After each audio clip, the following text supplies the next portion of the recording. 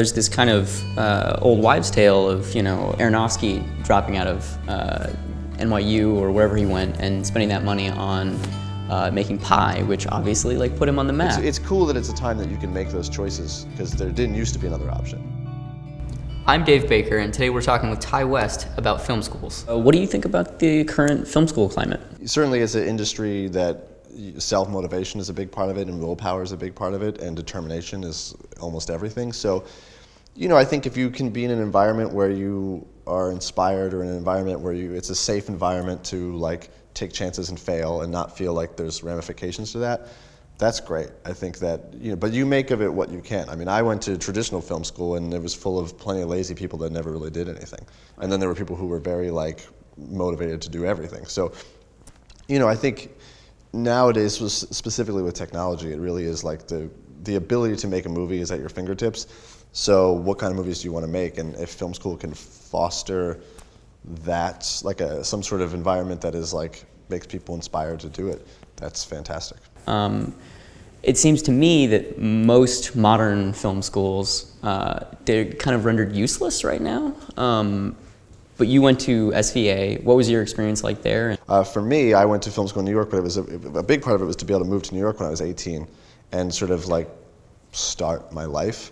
And that environment was sort of important to me and important in figuring out what I was doing. And the teachers that I met, which I could have met anywhere, but that's where I met them, they introduced me to the people who introduced me to the people who introduced me to ultimately why I'm here now. So I think that there is value to that, but it is what you make of it, and it's different for every person. So whether it's an actual building that you go to and take classes, or whether it's an online thing, or whether it's just watching movies or making a movie yourself, it's really up to you as the individual of what you make of it. For me, the environment was important and helpful for me.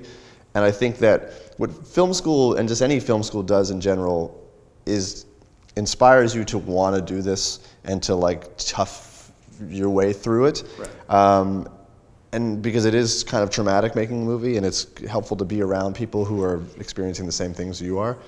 And it's also a safe environment to try things out and not have the ramifications affect you beyond that. It's a way to say hey, we're going to spend some time trying and learning, and I think that's important. Student debt is a huge problem right now. People are going to film schools and they leave with $100,000 in debt. Do you think that changes the type of product that they make ultimately? You could bet on yourself and just take that money and make a movie. Right. I don't think there's a right or a wrong way to do it. I think it's you kind of got to sit down and think to yourself would paying off this student loan for years be more upsetting to me than paying off the debt that it was making a movie? When you were coming up, did you have a film mentor? I moved to New York in 1999. I met this woman named Kelly Reichardt.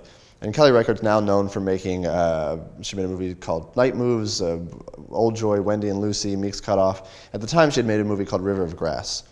And I had seen River of Grass, and she was friends with this guy named Larry Fessenden. And Larry Fessenden acted in River of Grass, edited River of Grass, produced River of Grass, paid for River of Grass.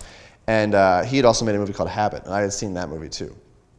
And she was like, well, I'll have him come in and talk about independent film and whatever. And that was exciting to me because I'd never met a real filmmaker before. And so Kelly was one of those, and so was this guy Larry. And she ultimately didn't really bring him in, and I just kept bugging her about it. And she was like, dude, nobody gives a shit. Here's his phone number. So I called him, and then he sat down and had coffee with me, probably because Kelly asked him to. And we got along. And then I would show him my short films because I didn't know, he was the only person I knew that made movies. So I would show him, and he liked my short films. And then I was interned for him, and then, which was mostly cleaning his apartment, but that was fine. And but we got to know each other, and I kept showing him my short films, and eventually he was like, well, what are you gonna do now when you're done school? And I was like, shit, I don't know. I guess move to LA, write a script, whatever you do. And he was like, well, if the only thing stopping you from making a movie was money, and you don't have any money, but if I gave you a little money, could you just go do it? And that was a real sort of defining moment for me I had to just say yes, and I didn't really know how to do it, but I figured well, I'll figure it out. And so I said yes, and then he came through on that and gave me money, and we went and made a movie for $50,000. So, and he's been a very important person in my life beyond just, if it wasn't for him, I wouldn't be here talking to you for sure. But I can definitely count on one hand the people that are absolutely responsible for me having the ability to make movies and have a career. Would you ever consider being a mentor?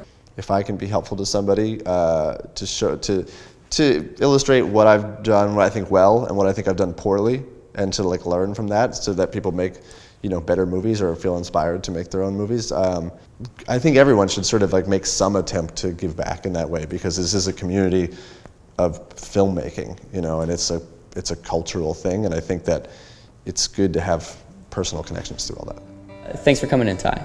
Thank you for having me.